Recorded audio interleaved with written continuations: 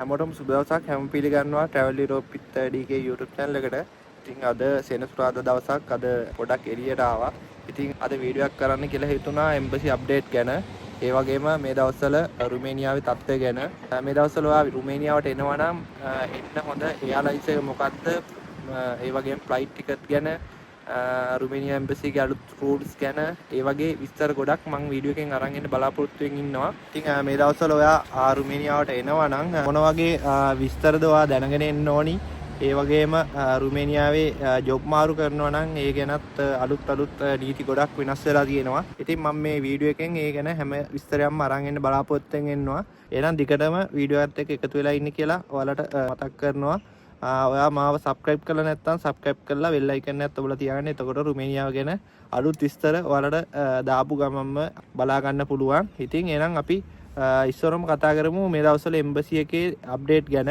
ඒ වගේම මේ දවස්වල SC නම්බර් එක ඉන්ටර්වයුව වෙන්නේ සාමාන්‍යයෙන් 230 229 SC නම්බර් තියෙන අයට තමයි ඔයාලට මේ දවස්වල ඉන්ටර්වයුව දෙන්න එන්නේ. සාමාන්‍යයෙන් පෙබරවාරි මාසයේ 3 වෙනි සතිය 4 වෙනි සතිය වගේ ඔයාලට ඩේට් ඇවිල්ලා ඇති. 235 විතර වෙනකන් SC නම්බර් එක තියෙන ඔයාලා ඩොකියුමන්ට් රෙඩි කරගෙන ඉන්න.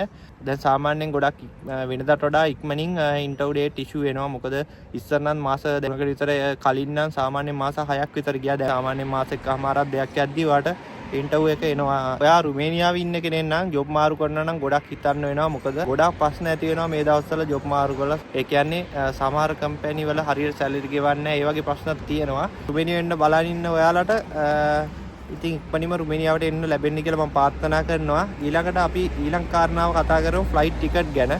ඔයාට වීසා වැදිලා නම් ඉන්ටර්වයුව ඩේට් එකක් ඇවිල්ලා ඉන්ටර්වයුව එකට සහභාගී වෙන්න ඉන්නවා නම් එහෙම නැත්නම් ඔයාට වීසා ඇවිල්ලා තියෙනවා නම් සාමාන්‍යයෙන් ටිකට් එක ලක්ෂ 3මාරක් 4ක් විතර එනවා වන් වේ.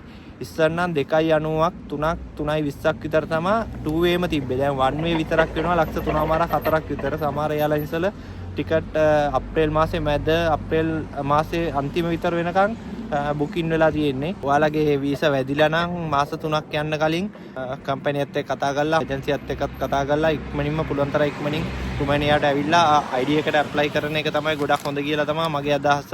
මේ දවස්වල රුමේනියාවට එනවා නම් ෆ්ලයිට් එක තුර්කිය එයර්ලයින්ස් තමයි ගොඩක් සේෆ්ටි මේ දවස්වල.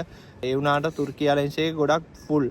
සාමාන්‍යයෙන් දැන් බුකින් කරලා තියෙන එක්කෙනෙක් නම් ඔයාලට දැන් ඔයා ලංකාවට වැකේෂන් එකක් ගියපු කෙනෙක් නම් ආපහු එනවා නම් සමහර විට එයාපෝට් එකෙන් ඔයාට ඔෆර් එකක් දෙනවා කියලා සමහර විට නෙක්ස්ට් ෆ්ලයිට් එකේ යන්න වගේ chance එකක් දාලා දෙනවා. එතකොට එයාලා ඒකට ඔයාට අමතර ගාණක් දෙනවා. ඒ සාමාන්‍යයෙන් යුරෝ 500ක් විතර වගේ අතටත් දෙනවා.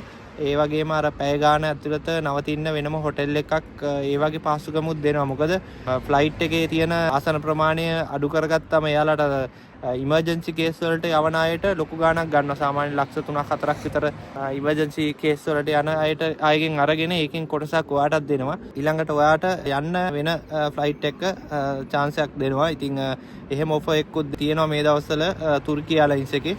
ඉතින් මේ යුද්ධ කේසයත් එක්ක රුමේනියාවේ තත්ත්වය ගැන කතා කරොත් දැන් ඇත්තටම ලේ දෙකකින් විතර ඩීසල් පෙට්‍රල් ගණන් වැඩි වෙලා තියෙන්නේ.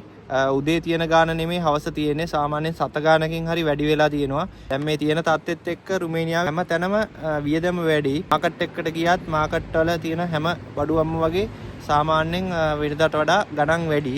ඒක දෙසැම්බර් වලින් තමයි වැඩි වෙන්න පටන් ගත්තේ. මම වෙනම වීඩියෝ එකක් කරන්න බලාපොරොත්තු වෙමින් ඉන්නවා මෙහි තියෙන බඩුවල ප්‍රයිසස් එක. ඉතින් දිගටම මගේ channel එකත් එක්ක එකතු වෙලා ඉන්න. subscribe කරලා නැත්නම් subscribe කරලා bell icon එකත් ඔබලා තියාගන්න. එතකොට ඔයාලට ගොඩක් වැදගත් වීඩියෝ තමයි මම ඉස්සරහට අරන් එන්නේ. ඒ වගේම family reunification visa ගැනත් මම ඉස්සරහට වීඩියෝ වලින් අරන් එනවා. මට free වෙලාවක් හම්බෙන හැම වෙලාවකම මම වීඩියෝ එකක් අරන් එනවා. මගේ වයිෆ් රුමේනියාවට ආපු විදිය, ඒකේ ඩොකියුමන්ට් හදාගත්ත විදිය, family reunification ගැන හැම විස්තරයක්ම මම වෙනත් වීඩියෝ එකකින් අරන් එන්න බලාපොරොත්තු වෙමින් ඉන්නවා. ඊළඟ කාරණාව තමයි මට ඉස්සෙල්ලා කියන්න බැරිනවා ෆ්ලයිට් ටිකට් එකක් බුක් කරගනිද්දී ඔයාගේ ට්‍රාන්සිට් ටයිම් එක සාමාන්‍යයෙන් පැය 3.5මාරක් විතර වඩා වැඩියෙන් දාගන්න. සමහර යන ටයිම් එක අනුව ෆ්ලයිට් ඩිලේ වෙන්න පුළුවන්. ඒ වගේ සමහර ප්‍රශ්න ඇති වෙන්න පුළුවන්. හැම ෆ්ලයිට් එකක්ම යන්නේ ඉරාන් ගුවන් කලාපයේ මගහැරලානේ. එතකොට යන ටයිම් එක වැඩි වෙනවා. ඒ වගේ ගොඩක් ප්‍රශ්න වලට මේ දවස්වල මුහුණ දෙන්න සිදු වෙලා තියෙනවා. ඉතින් ඔයා ඒජන්සි එකකින් එනවා නම් ඒජන්සි අය ට පොඩ්ඩක් දැනුවත් කරලා තියාගන්න. ෆ්ලයිට් ටිකට් එක බුක් කරද්දී ටයිම් එක ඒ කියන්නේ ට්‍රාන්සිට් ටයිම් එක ටිකක් වැඩිපුර තියාගන්න. එතකොට ඒක ඔයාලට ගොඩක් ප්‍රයෝජනවත් වෙයි.